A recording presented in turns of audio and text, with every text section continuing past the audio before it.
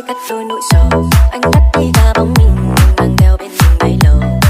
Nỗi đau đã cạn, cơn mưa trong tim tình đã tàn. Anh bắn đi mọi nỗi buồn như chẳng còn gì ngoài thanh thản. Em ơi anh muốn mỗi tối đến anh không phải thất tình, muốn quên một bóng mình em để lại trong tim. Anh không thể đếm đã có bấy nhiêu em phải kiếm thêm một lý do cho cuộc tình không tên. Anh đã thức xuyên đêm, anh đã cố gắng để quên em, nhưng anh biết trong con tim anh không đành. Màn đêm xuống muốn buông đầy, sầu răng kín nỗi nhớ đông đầy. Anh đang chất dần ngày từng ngày em ơi.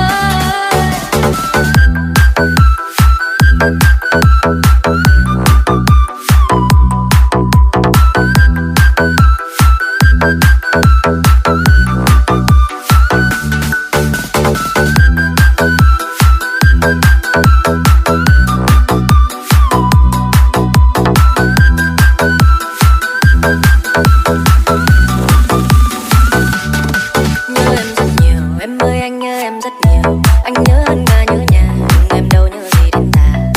Lúc yêu chẳng hiểu, khi chia ly sẽ đau rất nhiều. Đau đến trong tận linh hồn, và cuộc đời một màu băng giá. Em ơi anh muốn mỗi tối đến anh không phải thất tình, muốn quên một bóng hình em để lại trong tim. Anh không thể đếm đã có bấy nhiêu đêm phải kiếm thêm một lý do cho cuộc tình không tên. Anh đã thức xuyên đêm, anh đã cố gắng để quên em, nhưng anh biết trong con tim anh không đành. Màn đêm xuống muốn buông đầy, sầu răng kín nỗi nhớ đông đầy. Anh đang chất dần ngày từng ngày em ơi.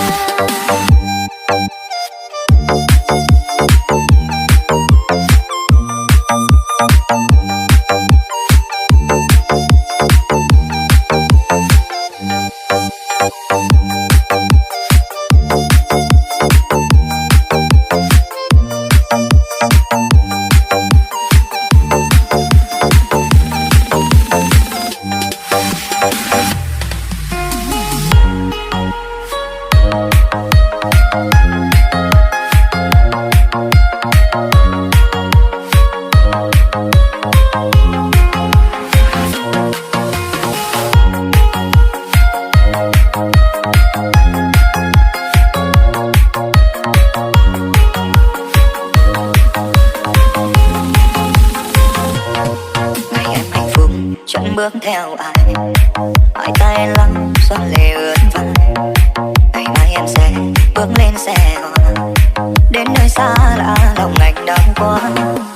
Em cười tươi nhãn sắc ven mười, đôi môi thơm tươi trong ngày em cưới. Chỉ tiếc rằng ai sánh vai bên này, còn anh chỉ là một người đến xe. Nhìn em vui mà lòng anh đau, chỉ biết đứng lùi về phía sau, lấy tay lau dòng lệ anh giấu. Mắt ngu sầu nhìn ai đón dâu, kỷ niệm xưa vui trốn hố sâu. Người từng thương ra bước qua cầu, nỗi đau này liệu em có thấu, của một người thương em bấy lâu.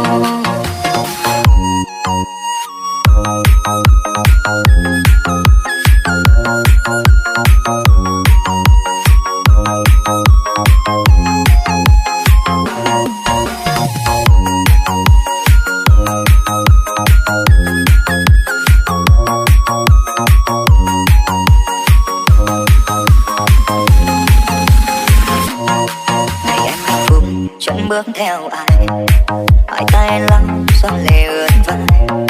Ngày mai em sẽ bước lên xe hoa, đến nơi xa lạ lòng anh đau quá. Em cười tươi nhãn sắc ven mười, đôi môi thơm tươi trong ngày em cưới. Chỉ tiếc rằng ai sánh vai bên này, còn anh chỉ là một người đến xe. Nhìn em vui mà lòng